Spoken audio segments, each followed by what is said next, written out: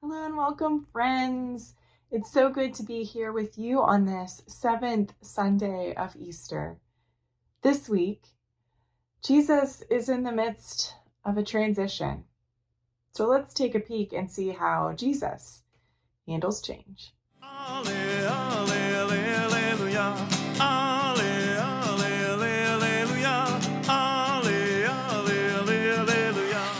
So, friends, this week, as we're in this seventh Sunday of Easter, Jesus prays.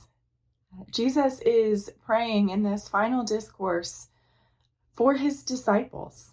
Jesus is in the midst of transitioning from being present with them in a physical body to the death that he is moving to and towards. And so he is transitioning. He is praying for his disciples in the midst of this change and this transition. So let's take a peek in the Gospel of John.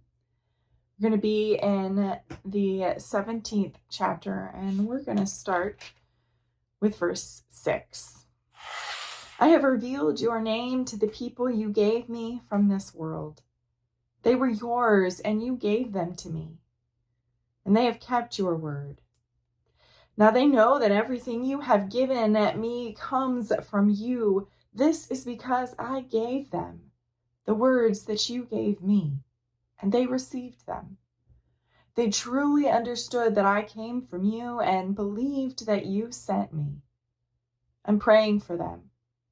I'm not praying for the world, but for those you gave me because they are yours. Everything that is mine is yours, and everything that is yours is mine. I have been glorified in them.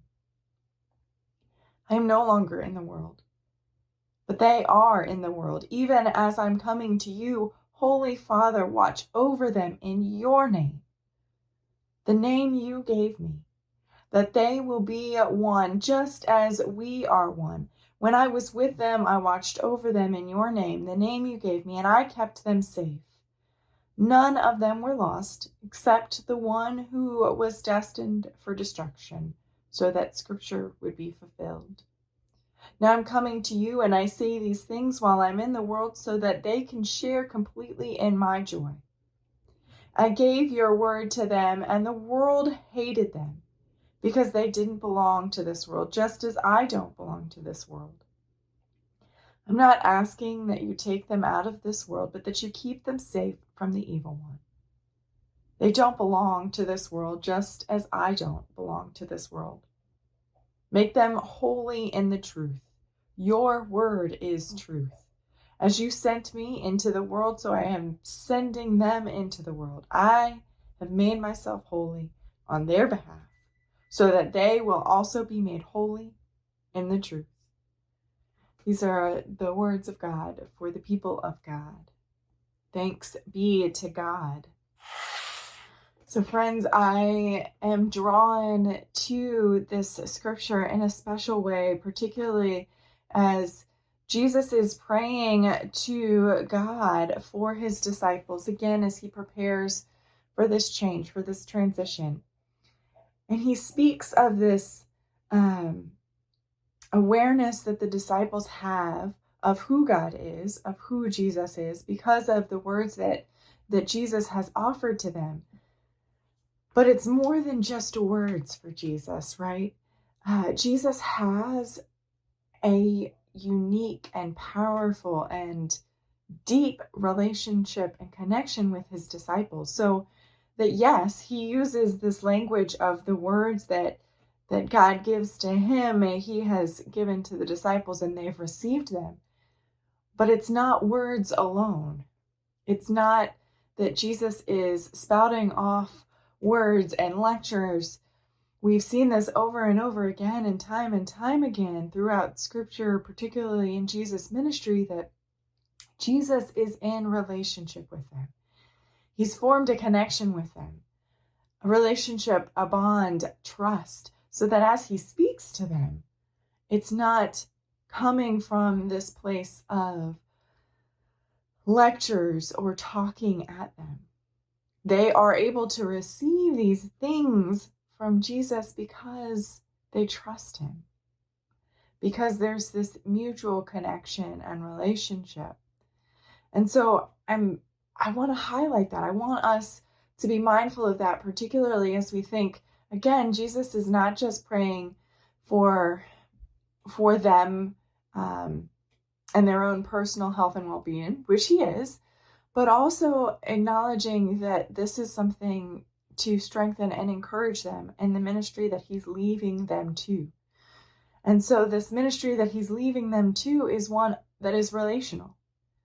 That this relationship that they've had with Jesus is now also a relationship that they will have with one another, and encouraging us as disciples to also be mindful of that.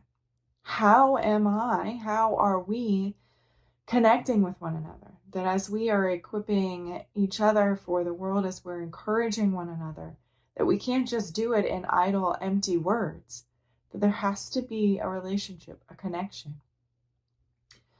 That in this transition, particularly, that I think about the transitions that we are all in, right? That Jesus particularly is in this transition from being present with them in the world to them now having to be present in the world without Jesus physically present. And we're in a lot of transitions. Mercy is in the midst of transitions as churches go back, as we are currently without a home of our own. We've recently purchased a food truck, and so we are in the midst of transitioning to the food truck and transitioning our ministry in a way that's going to look a little different.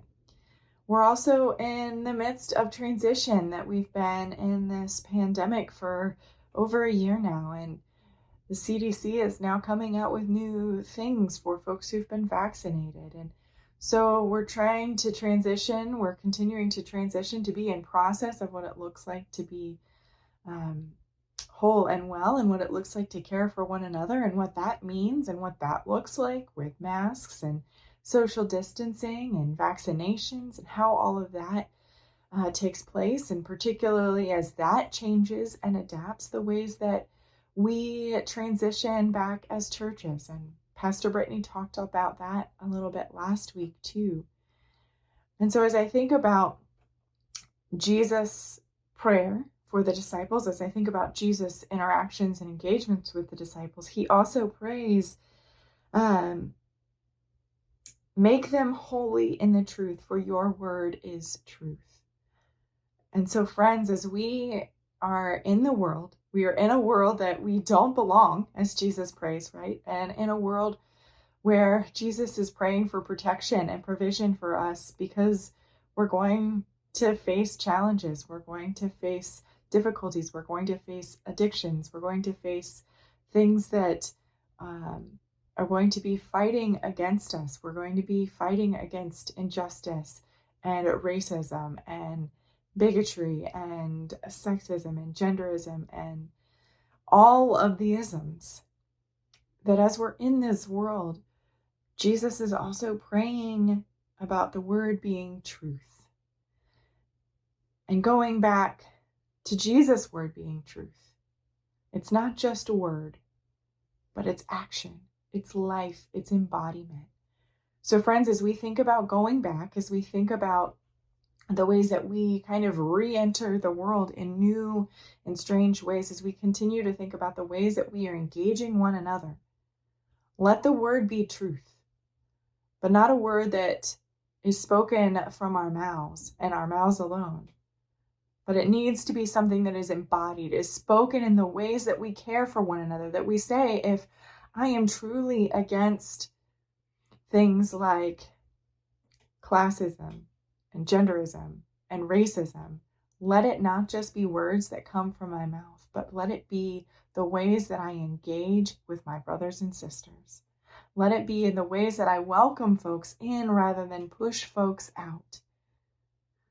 So, beloved community, let our word be truth, but not just truth in words, but truth in action embodied as Jesus embodied it.